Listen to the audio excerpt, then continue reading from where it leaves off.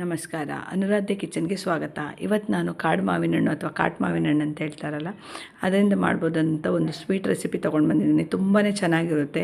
ಒಮ್ಮೆ ಮಾಡಿ ತಿನ್ನಲೇಬೇಕಾದಂಥ, ಈ ಮಾವಿನ ಹಣ್ಣು ಸೀಸನಲ್ಲಿ ಮಾಡಿ ತಿನ್ನಲೇಬೇಕಾದಂಥ ಸ್ವೀಟು. ಏನಾದರೂ ಹೊಸ ಸ್ವೀಟ್ ಟ್ರೈ ಮಾಡಬೇಕಂತಿದ್ದವರು ಅಥವಾ ಡೆಸರ್ಟ್ ಟ್ರೈ ಮಾಡಬೇಕಂತಿದ್ದವರು ಇದರ ಖಂಡಿತ ಟ್ರೈ ಮಾಡಿ, ತುಂಬ ಚೆನ್ನಾಗಿರುತ್ತೆ. ಇದಕ್ಕೆ ನೋಡಿ, ಇಲ್ಲಿ ನಾನು 10ರಿಂದ ಒಂದು 15 ಕಾಡು ಮಾವಿನ ಹಣ್ಣನ್ನು ಚೆನ್ನಾಗಿ ತೊಳೆದು ಅದ್ರ ಚೊಟ್ಟು ತೆಗೆದಿದ್ದೀನಿ. ಸೊ ಅದನ್ನೆಲ್ಲ ನಾವು ನೀಟಾಗಿ ಸಿಪ್ಪೆ ತೊಗೊಳ್ಬೇಕು. ಈ ಸಿಪ್ಪೆಯಲ್ಲಿ ತುಂಬ ಪಲ್ಪ್ ಅಂಟ್ಕೊಂಡಿರುತ್ತಲ್ಲ, ಹಾಗಾಗಿ ತೆಗೆದು ಸಿಪ್ಪೆನ ನೀವು ಡೈರೆಕ್ಟಾಗಿ ಬಿಸಾಡಬಾರ್ದು. ಸೊ ಅದನ್ನೇನು ಮಾಡಬೇಕು, ಒಂದು ಪ್ಲೇಟಲ್ಲಿ ಅಥವಾ ಅದರಲ್ಲಿ ಬೌಲಲ್ಲಿ ಇಟ್ಕೊಳ್ಬೇಕೆಲ್ಲ ಸಿಪ್ಪೆನಿಟ್ಟು. ಅದಕ್ಕೆ ನೋಡಿ ಸ್ವಲ್ಪ ನೀರು ಹಾಕಿ ಚೆನ್ನಾಗಿ ಕಿವುಚ್ಕೋಬೇಕು. ಅದರಲ್ಲಿರೋ ಪಲ್ಪ್ಗಳೆಲ್ಲ ಬಿಡಬೇಕು ಅದರಲ್ಲಿ. ಹಾಗಾಗಿ ಅದರಲ್ಲಿರೋ ಒಂದು ಸತಿ ಅಥವಾ 2 ಸತಿ, ಒಂದು ಸತಿ ಅಂತೂ ಮಾಡಲೇಬೇಕು, 2 ಸತಿ ಬೇಕಾದರೂ ಹಾಗೆ ಸ್ವಲ್ಪ ನೀರು ಹಾಕಿ, ಅರ್ಧ ಗ್ಲಾಸ್ ನೀರು ಹಾಕಿ ಚೆನ್ನಾಗಿ ಕಿವುಚ್ಕೊಳ್ಬೇಕು ಸಿಪ್ಪೆಯಲ್ಲಿರೋ ಇದೆಲ್ಲ ಪಲ್ಪೆಲ್ಲ ಬಿಡೋ ತನಕ. ನೋಡಿ ಈ ಥರ ರೆಡಿಯಾಗಿರುತ್ತೆ. ಈ ಥರ ಆದಮೇಲೆ ಅದಕ್ಕೆ ನಾವು ಈ ಇದ್ರದ್ದು ಎಲ್ಲ ಮಾವಿನ ಹಣ್ಣು ಸೇರಿಸಿ ಅದನ್ನು ಚೆನ್ನಾಗಿ ಕಿವುಚ್ಕೊಳ್ಬೇಕು. ಮಾವಿನ ಹಣ್ಣು ಒಂದು ಸ್ವಲ್ಪ ಅದರಲ್ಲಿ ಪಲ್ಪೆಲ್ಲ ಇದಾಗೋ ಹಾಗೆ ಚೆನ್ನಾಗಿ ಕಿವುಚ್ಕೊಂಡು, ಮತ್ತು ಇನ್ನೊಂದು ಸ್ವಲ್ಪ ನೀರನ್ನು ಇದಕ್ಕೆ ನೋಡಿ ಈ ಥರ ಆದಮೇಲೆ ಅದಕ್ಕೊಂಚೂರು ಇನ್ನೊಂದು ಸ್ವಲ್ಪ ನೀರನ್ನು ಸೇರಿಸ್ಕೊಳ್ಳೋಣ. ಒಂದು ಪಾತ್ರೆಗೆ ಹಾಕಿ, ದಪ್ಪ ತಾಳದ ಪಾತ್ರೆಗೆ ಹಾಕಿದರೆ ಒಳ್ಳೆಯದು. ನೀರನ್ನು ಹಾಕಿ ಮಿಕ್ಸ್ ಮಾಡಿ ಇದನ್ನು ನಾವೀಗ ಸ್ವಲ್ಪ ರುಚಿಗೆ ತಕ್ಕಷ್ಟು ಉಪ್ಪು, ಅಂದರೆ ಇದು ಬೆಲ್ಲದಿಂದ ಮಾಡೋ ಸ್ವೀಟು, ಹಾಗಾಗಿ ಅದಕ್ಕೆ ಸ್ವಲ್ಪ ಉಪ್ಪು ಟೇಸ್ಟಿಗೋಸ್ಕರ ಇಲ್ಲಿ 1 ಉಂಡೆ ಬೆಲ್ಲನ ನಾನು ಸಣ್ಣ ಸಣ್ಣ ಪೀಸ್ ಮಾಡಿ ಹಾಕಿದ್ದೀನಿ. ಬೆಲ್ಲ ನೋಡ್ಕೊಂಡು ಆಮೇಲೆ ಬೇಕಾದರೆ ಸೇರಿಸ್ಕೊಳ್ಳಿ. ಯಾಕಂದರೆ ಇದು ಕಾಡು ಮಾವಿನ ಹಣ್ಣು ಹುಳಿ ಇರ್ತದಲ್ಲ, ಕೆಲವು ತುಂಬ ಹುಳಿ ಇರುತ್ತೆ, ಕೆಲವು ಲೈಟಾಗಿ ಹುಳಿಸಿ ಇರುತ್ತೆ. ಹಾಗಾಗಿ ಇದು ತುಂಬ ನೋಡ್ಕೊಂಡು ಬೆಲ್ಲ ಸೇರಿಸ್ಕೊಳ್ಳಿ. ಇಲ್ಲಿ ನಾನು 1 ಉಂಡೆ ಸೇರಿಸಿದ್ದೆ. ನೋಡಿ, ಇದನ್ನು ಗ್ಯಾಸ್ ಸ್ಟವ್ ಮೇಲಿಟ್ಟು ಚೆನ್ನಾಗಿ ಮಗ್ಚಬೇಕು. 1-2 ನಿಮಿಷ ಚೆನ್ನಾಗಿ ಮಗ್ಚಬೇಕು, ತಳ ಹಿಡಿಬಾರ್ದು ಬೆಲ್ಲ ಕರಗೋ ತನಕ.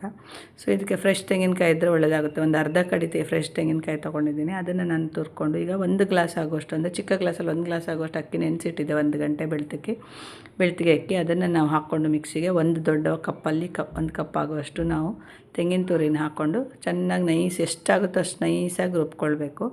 ಸೊ ನೋಡಿ, ಇದು ಒಂದು ಕುದೀತಾ ಎಷ್ಟು ಚೆನ್ನಾಗಾಗಿದೆ ಅಂತ, ಒಳ್ಳೆ ಪಾಕ ಎಲ್ಲ ಬಂದ ಹಾಗೆ ಆಗಿದೆ. ಈ ಥರ ಆದರೆ ಚೆನ್ನಾಗಾಗುತ್ತೆ. ಸೊ ಈಗ ನಾವು ಕಡ್ದಿಟ್ಟಿದ್ದನ್ನು ಸೇರಿಸ್ಬೇಕು. ಸೇರಿಸುವಾಗ ಮಗ್ಸ್ತಾ ಇರಬೇಕು, ಯಾಕಂದರೆ ಅಕ್ಕಿ ಹಾಕಿರೋದ್ರಿಂದ ಅದು ಉಂಡೆ ಕಟ್ಟೋ ಚಾನ್ಸಸ್ ಇರುತ್ತೆ. ಹಾಗಾಗಿ ನೀಟಾಗಿ ಮಗ್ಚ್ಕೊಳ್ಬೇಕು. ಸ್ವಲ್ಪ ನೀರು ಕಡಿಮೆ ಅನಿಸಿದರೆ ಸೇರಿಸ್ಕೊಳ್ಳಿ.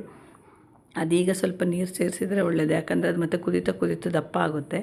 ಈಗ ಕಲರ್ ಡಲ್ ಆದಾಗೆ ಕಾಣ್ತಿದೆ, ಬಟ್ ಕುದಿಯುವಾಗ ಅದು ಅಕ್ಕಿ ಹಾಕಿದಷ್ಟೇ ಅಲ್ವಾ, ಅದನ್ನು ಚೆನ್ನಾಗಿ ಮಗ್ಚಬೇಕು. ಅದು ಕುದೀತಾ ಇರುವಾಗ ಚೆನ್ನಾಗಿ ಕಲರ್ ಬರುತ್ತೆ. ಇದು ನೋಡಿ, ಒಂದು 5 ಮಿನಿಟ್ಸ್ ಚೆನ್ನಾಗಿ ಕುದಿಸ್ಬೇಕು. ನೀವು ತಳ ಹಿಡಿದಿದ್ದ ಹಾಗೆ ಮಗ್ಚ್ತಾ ಇರಬೇಕು, ಹಾಗೆ ಬಿಟ್ಬಿಡಬಾರ್ದು. ನೋಡಿ, ಈ ಥರ ಕುದ್ದಾಗೋ ಚೆನ್ನಾಗಾಗುತ್ತೆ. ನೀರು ನೋಡಿ, ಕನ್ಸಿಸ್ಟೆನ್ಸಿ ನೋಡ್ಕೊಂಡು ನೀರು ಬೇಕಾದರೆ ಸೇರಿಸ್ಕೊಳ್ಬೋದು. ಸ್ವೀಟು ಹಾಗೆ, ಕೆಲವು ಮಾವಿನ ಹಣ್ಣು ಸ್ವಲ್ಪ ಹುಳಿ ಜಾಸ್ತಿ ಇರೋದ್ರಿಂದ ನೋಡ್ಕೊಂಡು ಸ್ವೀಟ್ ಸೇರಿಸಿ. ಒಂದು ಕುದಿ ಬಂದಮೇಲೆ ಚೆನ್ನಾಗಿ ಕುದಿಸಿ, ಒಂದು 2-3 ಕುದಿ ಬರಬೇಕು. ಇದು ಒಂಥರ ಸ್ವೀಟು ಹುಳಿ ಸಿಹಿ ಚೆನ್ನಾಗಿರುತ್ತೆ. ಇದು ಟ್ಯಾಂಗಿ ಫ್ಲೇವರ್ ಆಗಿ ತುಂಬ ಚೆನ್ನಾಗಿರುತ್ತೆ. ಈ ರೆಸಿಪಿ ನೋಡಿ, ಒಮ್ಮೆ ಟ್ರೈ ಮಾಡಲೇಬೇಕಾದಂಥ ರೆಸಿಪಿ. ಚಿಲ್ ಆದಮೇಲೆ ತಿಂದರೆ ಇನ್ನೂ ಸಖತ್ತಾಗಿರುತ್ತೆ. ಫ್ರಿಜ್ಜಲ್ಲಿ ಚಿಲ್ ಮಾಡಿ ತಿಂದು ನೋಡಿ. ಇವತ್ತಿನ ಈ ರೆಸಿಪಿ ನಿಮಗೆ ಇಷ್ಟ ಆಗಿದ್ದರೆ ಲೈಕ್ ಮಾಡಿ, ಹಾಗೆ ವಿಡಿಯೋನ ಸೇವ್ ಮಾಡಿಕೊಂಡು ಒಮ್ಮೆ ಇದನ್ನು ಟ್ರೈ ಮಾಡಿ. ಹಾಗೆ ಈ ವಿಡಿಯೋನ ನಿಮ್ಮ ಫ್ರೆಂಡ್ಸಿಗೆ, ರಿಲೇಟಿವ್ಸ್ಗೆಲ್ಲ ಶೇರ್ ಮಾಡಿ. ಯಾರೆಲ್ಲ ಚಾನಲನ್ನು ಸಬ್ಸ್ಕ್ರೈಬ್ ಮಾಡ್ಕೊಳ್ಳಿಲ್ಲ, ಸಬ್ಸ್ಕ್ರೈಬ್ ಮಾಡ್ಕೊಳ್ಳಿ. ಎಲ್ರಿಗೂ ಒಳ್ಳೆಯದಾಗಲಿ. ಶುಭ ದಿನ.